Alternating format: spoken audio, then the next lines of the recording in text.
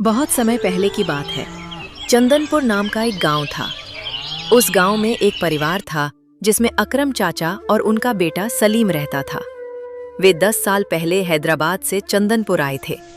वे बाप बेटे अपना एक ढाबा चलाते थे, हैदराबादी दम बिरयानी वाला। वे सुबह उठते ही अपना ढाबा खोल देते थे। उनकी बिरयानी की महक ऐसी थी कि लोग दौड़े दौड़े खाने चले आते थे। सलीम, आज थोड़ा जल्दी हाथ चलाओ। कल जिस तरह भीड़ हुई थी, मुझे लगता है आज मसाले और चावल थोड़े ज्यादा ही लगेंगे। हैदराबाद की याद आ रही है आज। वहां की सुबह भी ऐसी ही रूहानी होती थी। जी अब्बा, लकड़ी सुलग गई है, बस पानी उबलने का इंतजार है। और आप फिक्र न करें, हैदराबाद की याद तो हमें यहाँ के लोगों ने आने ही नहीं दी। चंदनपुर के लोग अब हमारे अपने हैं। वे दोनों आपस में बात कर रहे थे कि तभी ग्राहक आ जाते हैं। अरे अकरम भाई, अभी से हांडी चढ़ा दी। तुम्हारी इस बिरयानी की खुशबू तो हवा के झोंके के साथ मेरे सिरहाने तक पहुंच जाती है। नींद उड़ गई मेरी तो। रामू काका, खुशामदेद। आइए आइए, अभी तो बस केसर और खड़े मसालों का दम लगा है। असली जायका तो 2 घंटे बाद उतरेगा। पर आपके लिए एक प्याली कड़क चाय तो अभी बन सकती है। चाय तो बहाना है, असली बात तो वो प्यार है जो तुम इस खाने में डालते हो। सच कहूं अकरम, अगर 10 साल पहले तुम लोग हैदराबाद छोड़कर यहाँ न आए होते तो हम चंदनपुर वालों को क्या पता कि जन्नत की खुशबू कैसी होती है। बस थोड़ी देर बैठो, जैसे ही बिरयानी तैयार होती है प्लेट लगा देता हूँ आपका। रामू काका मेज पर बैठ गए। देखते ही देखते लोगों की भीड़ जमा हो गई और अब बिरयानी तैयार हो गई थी। सलीम ने सबको प्लेट लगाई। सबने बहुत ही चाव से बिरयानी को चखा और उसका स्वाद बहुत लाजवाब था।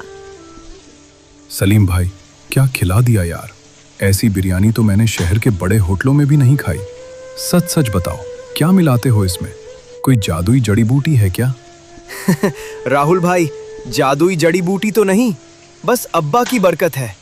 हम मसाले खुद कूटते हैं और वो जो आंच है ना, उसे बस उतना ही रखते हैं जितनी दिल की धड़कन। धीमी आंच पर जब गोश्त और चावल एक दूसरे से बातें करने लगते हैं, तभी तो ये स्वाद आता है। सलीम ठीक कह रहा है बेटा, खाने में जल्दबाजी नहीं चलती। हैदराबाद में मेरे उस्ताद कहते थे, बिरयानी बनाना इबादत जैसा है। जितनी तसल्ली रखोगे उतना ही नूर बरसेगा। आप लोगों का प्यार ही है जो इस मिट्टी की हांडी में जान फूंक देता है। अकरम चाचा, सच तो ये है कि आपके आने से चंदनपुर की रौनक बढ़ गई है। पहले लोग शाम को घर दुबक जाते थे, अब देखो दूर दूर के गांवों से लोग आपकी दम बिरयानी के लिए बैलगाड़ी लेकर आते हैं। ये हुनर आपने छुपा कर रखा था क्या? काका जी, हुनर तो ऊपर वाले की देन है, हम तो बस जरिया हैं। जब हम हैदराबाद से यहाँ आए थे तो जेब में पैसे कम थे और आंखों में डर ज्यादा। पर चंदनपुर ने हमें जो पनाह दी, ये स्वाद तो बस उसी का कर्ज चुकाने की एक छोटी सी कोशिश है। चंदनपुर गांव में सभी लोग अकरम काका से प्यार करते थे, क्योंकि उनके बिरयानी के स्वाद के साथ साथ उनका व्यवहार बहुत ही अच्छा था। लेकिन कहते हैं ना, हर गांव में एक ऐसा व्यक्ति जरूर होता है जो किसी की तरक्की देखकर जलता है। तो इसी गांव में एक माखन लाल नाम का आदमी था जो अकरम काका की तरक्की को देखकर जलता था। वो रोज घर से आता और अकरम काका के ढाबे के थोड़ी ही दूर पर खड़ा हो जाता और खुद से ही बातें करता था। ये साला हैदराबाद से आकर मेरे गांव वालों को लूट रहा है, इसको तो मैं बर्बाद कर दूंगा। पर गांव के लोग इससे इतना प्यार करते हैं, भला इससे नफरत कैसे करेंगे? अब कुछ चाल चलनी होगी।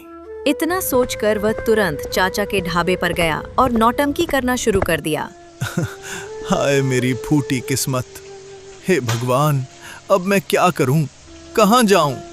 अरे माखनलाल भाई, क्या हुआ? आप ऐसे परेशान क्यों हैं? आइए यहाँ बैठिए। चाचा, क्या बताऊं, शर्म से गला बैठा जा रहा है। पर आप जैसा नेक इंसान पूरे चंदनपुर में कोई नहीं है, इसलिए आपके पास भागा आया हूं। माखन, आप धीरज धरिए। बात क्या है? किसी ने कुछ कहा क्या? या घर में सब ठीक नहीं है? घर ही तो नहीं रहा, शहर के उस साहूकार ने मेरे पुश्तैनी खेत के कागजात हड़प लिए। आज सुबह धमकी देकर गया है कि अगर शाम तक 5,000 रुपए नहीं मिले तो वो मेरे बूढ़े माँ बाप को घर से बाहर फेंक देगा। मैं पूरे गांव में घूमा पर किसी ने मदद नहीं की, सब पीठ फेर रहे हैं। तौबा तौबा, ये तो बहुत जुल्म है। माखन भाई, इंसानियत से बड़ा कोई मजहब नहीं होता। आप फिक्र ना करें। चाचा, मैं जानता हूं आप परदेसी होकर भी हम गांव वालों के लिए फरिश्ता है।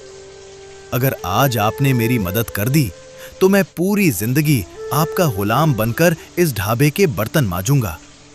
बस ये पैसे दे दीजिए, कल मेरी फसल बिकते ही मैं पाई पाई लौटा दूंगा। ये लीजिए माखन भाई, ये 5,000 रुपए हैं। इन्हें ले जाइए और अपने माँ बाप का सिर ढकने वाली छत बचाइए। हमें वापस करने की जल्दी नहीं है, जब आसानी हो तब दे दीजिएगा। चाचा, आप तो साक्षात भगवान हैं। चंदनपुर आपका ये एहसान कभी नहीं भूलेगा। मैं अभी जाता हूं और उस राक्षस साहूकार का मुंह बंद करता हूं। वो पैसे लेकर चला जाता है, लेकिन सलीम को माखनलाल के ऊपर शक होता है। अब्बा, मुझे कुछ ठीक नहीं लग रहा। माखनलाल कभी हमारे ढाबे पर सीधी नजर से नहीं देखता था। आज अचानक इतनी बड़ी विपदा, और फसल तो अभी कटने में 2 महीने बाकी हैं। तो वो कल पैसे कैसे लौटाएगा? सलीम मियाँ, जब कोई दरवाजे पर आकर हाथ फैलाता है तो उसकी नीयत नहीं देखी जाती, बस उसका फैला हुआ हाथ देखा जाता है। क्या पता सच में वो मुसीबत में हो, और अगर वो झूठ बोल रहा है तो उसका हिसाब ऊपर वाला करेगा। हम अपनी नेक दिली क्यों छोड़ें? लेकिन अब्बा, ये हमारी पिछले महीने की पूरी बचत है। हमें नया मसाला और चावल का स्टॉक भी तो मंगवाना है। रिस्क देने वाला अल्लाह है बेटा। बरकत उन्हीं के हाथ में होती है जो बांटना जानते हैं। अगले दिन सुबह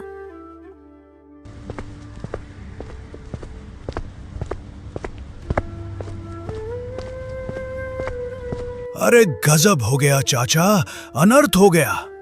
मैं तो कहीं का नहीं रहा, मेरी तो दुनिया ही लुट गई। अरे माखन भाई, क्या हुआ? सुबह सुबह ये मातम कैसा? खैरियत तो है? कैसी खैरियत चाचा? रात को वो जो पैसे आप फरिश्ता बनकर दिए थे, चोरों ने सेंध मारकर उड़ा लिए। मेरी बूढ़ी माँ के गहने भी ले गए, और वो 5,000 रुपए भी। अब मैं क्या मुंह दिखाऊं आपको? मैं तो कर्जदार हो गया आपका, और बेघर भी। रात को चोरी हो गई? पर माखन काका, आपके घर के पास तो रात भर चौकीदार रहता है, और किसी को भनक तक नहीं लगी। अरे बेटा, वो चोर थे या जिन, पता ही नहीं चला। अब मैं ये बोझ लेकर जी नहीं पाऊंगा। चाचा, मेरे पास आपको लौटाने के लिए फूटी कौड़ी नहीं है। मुझे अपने यहां रख लो। मैं तुम्हारे ग्राहकों के जूठे बर्तन धोऊंगा, फर्श साफ करूंगा। बस मुझे काम दे दो ताकि मेरा प्रायश्चित हो सके। तौबा कीजिए माखन भाई, आप इस गांव के पुराने बाशिंदे हैं। आपसे मैं जूठे बर्तन धुलवाऊंगा? लोग क्या कहेंगे? पैसे की फिक्र छोड़िए, वो तो हाथ की मैल है। आप आराम से घर जाइए। नहीं चाचा, अगर आपने काम नहीं दिया तो मैं समझूंगा आपने मुझे माफ नहीं किया। मुझे कोई भी काम दे दो, बस मुझे अपने पास रख लो। सुना है आप कल कहीं बाहर जा रहे हैं। सलीम अकेला कैसे संभालेगा? मुझे रख लीजिए, मैं हाथ बंटवा दूंगा। जी, मुझे अपनी बहन की तबीयत देखने शहर जाना तो है। सलीम अकेला पड़ जाता। ठीक है माखन भाई, आपकी जिद है तो आप कल से आ जाइए। बर्तन नहीं, आप बस मसाले पीसने और सामान लाने में सलीम की मदद कर देना। आपका बहुत एहसान चाचा। मैं ऐसी सेवा करूंगा कि आप देखते रह जाएंगे। ठीक है, कल सुबह आ जाऊंगा। ऐसी सेवा करूंगा कि फिर कभी दुकान खोलने लायक नहीं रहोगे। वो इतना बोलकर घर चला जाता है।